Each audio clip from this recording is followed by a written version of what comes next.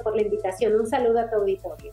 Muchísimas gracias, Irma. Pues ya lo platicaba yo, han cambiado los tiempos y con mayor celeridad que antes.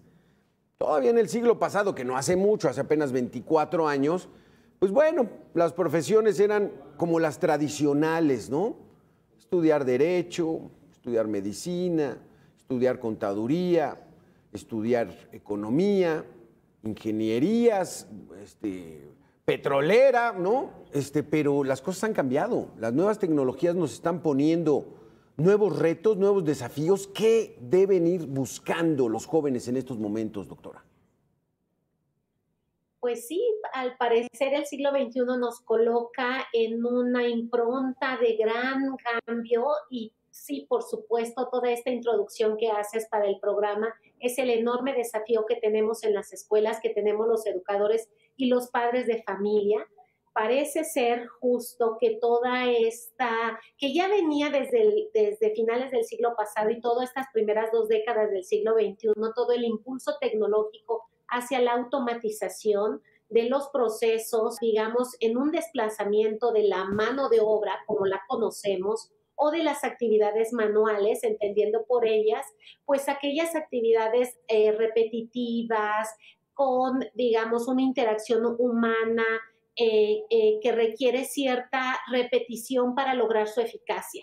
Estos desplazamientos que hace la tecnología nos hacen preguntarnos a los educadores y también pues a las jóvenes generaciones hacia dónde virar, entendiendo una perspectiva educativa, digamos, vinculada a la empleabilidad. Ese es el primer aporte que quisiera, esta pregunta por qué estudiar, para qué profesión ir, tiene que ver justo con el vínculo entre la escuela y aquí quisiera que nos detuviéramos, doctora, porque no sé qué tan real pueda ser el perfil de los actuales jóvenes. Hablaba yo del siglo pasado. La mayoría de nosotros estuvimos en escuela pública. Las escuelas privadas no eran tan numerosas como ahora. El propio TEC de Monterrey, en la década de los 80, pues tenía poquitos campus. Ahorita ya tienen más de 30. Y creció la Universidad Iberoamericana, la Salle, la Anáhuac. O sea, el perfil de los jóvenes ha cambiado.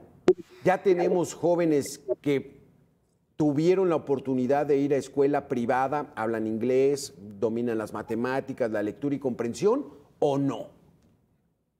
Aún así, el porcentaje es muy, muy menor. En educación básica, que es, bueno, toda la cohorte de preescolar, primaria y secundaria, solamente el 10% de la población matriculada asiste a escuela privada, que es quien tiene acceso a inglés, por ejemplo, a una aprendizaje del idioma, de la lengua franca, del idioma que se habla en los mercados, del idioma de la productividad, del idioma que da becas. Solo es el 10%.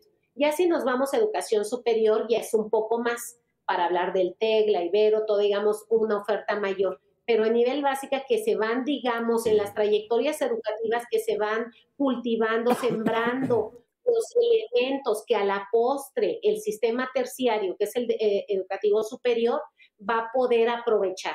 Entonces, sí sigue siendo, digamos, una brecha, primero, entre los muy pocos que van a escuela privada y los muchos que van al sistema público. Y ese esquema público tendríamos que preguntar si los está preparando, porque no se tendría, una pregunta es cuando en la media superior, ¿hacia dónde se va a ir, digamos, hacia qué sistema universitario, hacia qué carrera, hacia qué opción? Pero eso yo tengo la impresión, o digamos, quienes hemos estudiado con más acuciosidad la educación básica, sabemos que eso se viene cultivando desde la básica, porque es la base justo. Imaginemos para el auditorio, para tu público, la pirámide educativa, preescolar, primaria, y cómo se va, digamos, haciendo justo para el nivel superior. Bueno, pues nos tenemos que preguntar si queremos, digamos, ingresar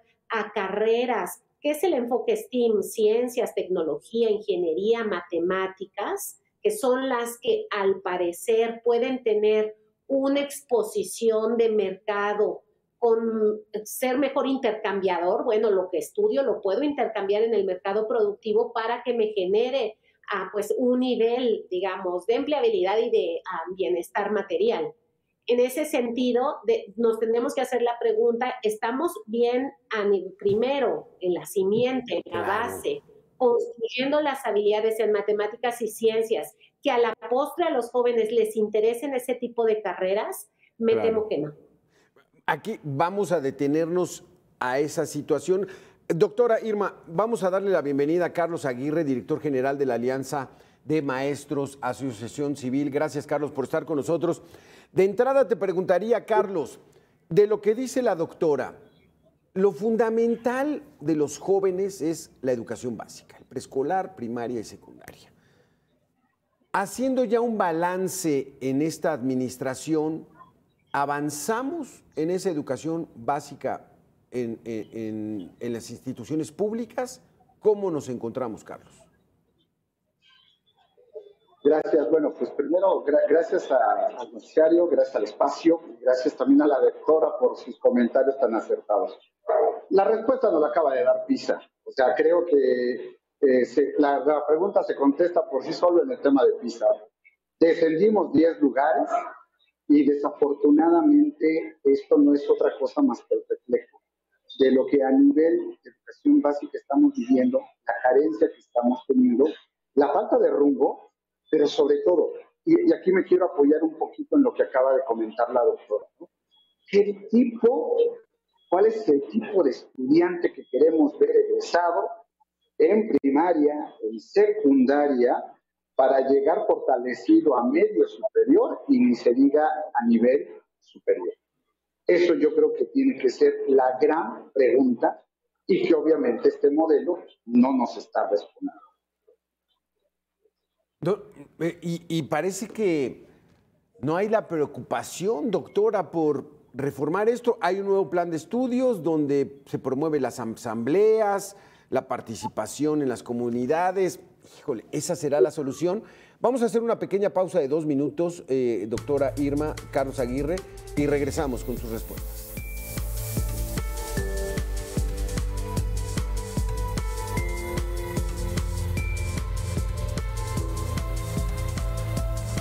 Universitarias en México ya no son el futuro monetario de nuestro país. Con la llegada de la tecnología y la inteligencia artificial, las empresas requieren de expertos en ingeniería, matemáticas y ciencias. Así lo comenta Fernanda Domínguez, coordinadora de educación, en entrevista aquí con Mega Noticias. Definitivamente las STEM, ¿no?, que tienen que ver con ciencia, tecnología, ingeniería y matemáticas, van a ser pues las más demandadas. Sin embargo, estamos viendo que los jóvenes no están eligiendo estas carreras. De hecho, un gran porcentaje de las vacantes en las universidades, en las carreras de tecnología, matemáticas, ciencia, ingenierías, se están quedando vacantes. Entonces, por más que estamos viendo que estas carreras, estos programas ofrecen condiciones laborales más positivas, es decir, con mayores ingresos, con menores tasas de desempleo, los jóvenes no lo están estudiando, ¿no? Siguen yéndose por carreras mucho más tradicionales como administración, como derecho. De hecho, aquí un dato bien interesante que nosotros hemos visibilizado bastante es el 50% de los egresados, o sea, de los profesionistas en México, son egresados de un grupo de 10 carreras y estas 10 carreras han variado prácticamente nada en los últimos 10 años. Entonces tenemos que empezar a cambiar la versatilidad de la elección de los jóvenes. Doctora, ¿es responsabilidad del gobierno, del Estado, ir dirigiendo a las nuevas generaciones o lo tiene que hacer un padre de familia o uno mismo como estudiante? ¿Cómo nos encontramos en nuestro país? Porque si decidimos no hacerle caso al gobierno y que uno vaya solo, pues es un poco difícil porque finalmente si tengo acceso a educación pública, pues voy a tener que aprender de lo que me den. ¿O cómo estamos, doctora? Muy recientemente revisaba un programa que ya viene trabajando Uruguay desde hace más de una década. Inició con aprendizaje de inglés en sus escuelas públicas, en la totalidad de sus escuelas públicas, con un éxito asombroso, usando las tecnologías, y ahora van con proyectos STEM. con infraestructura, con capacitación, con una política educativa ordenada, con presupuesto y con una perspectiva transeccional, que siempre es lo que hemos apostado los educadores, ¿no? Que no estemos en el vaivén de quién gana un gobierno, un partido u otro, se deshagan políticas. Ahora sabemos que en México, bueno, vivimos, se quita el INE, ahora mejor Edu, ahora no. Entonces traemos una desorganización, una arbitrariedad donde la educación no se coloca en el centro y en la agenda de primera importancia. Y decía yo de Chile, bueno, decía yo de Uruguay, pero también Chile, puede encabezar algunos ejemplos de cómo una política educativa que pone en el centro a los niños, a la escuela, que de una manera más menos de gobierno en turno y más de política de Estado que los trascienda y que le dé a la población, por supuesto, los mecanismos. Si revisamos las cifras, cuántas escuelas tienen computadoras, la formación docente a nivel científico, por ejemplo. Recién atravesamos el debate de los libros de texto y su deficiente calidad en términos matemáticos y científicos. Sí, los niños en estas aulas, 24 millones de niños que están en las aulas mexicanas, no tienen libro de matemáticas, y entonces es un despropósito hablar que vamos a generar, a cultivar alumnos, estudiantes que sean proclives a esto que nos decía tu entrevistada anterior, que les guste la ciencia, las matemáticas, todos estos proyectos que los van a colocar en terrenos de productividad y de competitividad desde la infancia. Claro. Yo sí creo que tiene una política educativa mucho más seria. Es una política de Estado, es responsabilidad de los gobernantes, Carlos Aguirre. Yo ya me perdí. Yo no sé si el inglés en la educación pública ya es obligatorio. Así lo estableció la reforma educativa que hizo Peña Nieto, ya lo quitaron, que porque es idioma del imperio. O sea, ¿en qué nos encontramos, Carlos? Sí, mira, yo creo que atinando también a lo que comentaba la doctora, yo creo que debemos de tener la idea muy clara de que cuando un gobierno quiere mantener el control de la educación, lo más seguro es que va a haber un retroceso, como es lo que nos está pasando. Primera. Segundo, estos ejemplos que nos acaban de brindar es porque hay una política educativa en manos de las personas competentes que entienden el proceso educativo y que obviamente se aplican para poder sacar adelante este ejercicio de enseñanza-aprendizaje lo mejor que se pueda. Cuando tienes un Estado... Permíteme que te interrumpa, Carlos. Permíteme que te interrumpa. Bueno. De este primer punto que dijiste, perdón que te interrumpa, ¿quiere decir que a los gobiernos les conviene tener hordas de estudiantes maleducados? Fíjate que yo diría que más que hordas de estudiantes maleducados, yo creo que es una falta total de visión de la prioridad que implica el medio educativo. Tan solo lo voy a poner en estos términos. Los países que tienen serios problemas en su economía y en su desarrollo laboral es totalmente proporcional al sistema educativo que mantienen.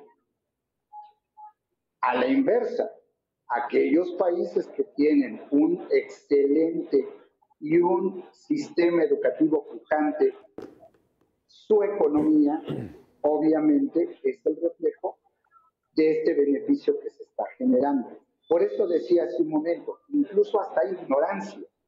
Deberíamos de apostar a una agenda prioritaria, a una agenda nacional, y que esa agenda educativa, no importando que sea en un proceso de cambio de gobierno, sino que tuviera la visión clara de un modelo educativo trascendente, humanista, como nosotros lo hemos definido, y que además impulse el proceso de enseñanza-aprendizaje. Niños que aprendan, maestros que formen y padres de familia que eduquen y acompañen este proceso. Híjole, qué situación, porque ahora sí que esta película ya la vimos, doctora. Me acuerdo en los tiempos de Carlos Conjictud Barrios, la crítica de la izquierda era, es que quieren generaciones de mexicanos ignorantes para que puedan seguir votando por el partido hegemónico, pero parece que estamos en lo mismo. Vamos a hacer una segunda pausa, la última en este debate, y regresamos, doctora Irma. Carlos, gracias por estar aquí con nosotros. Continuamos. Descubre México. San Carlos, Sonora, se convirtió en un pueblo mágico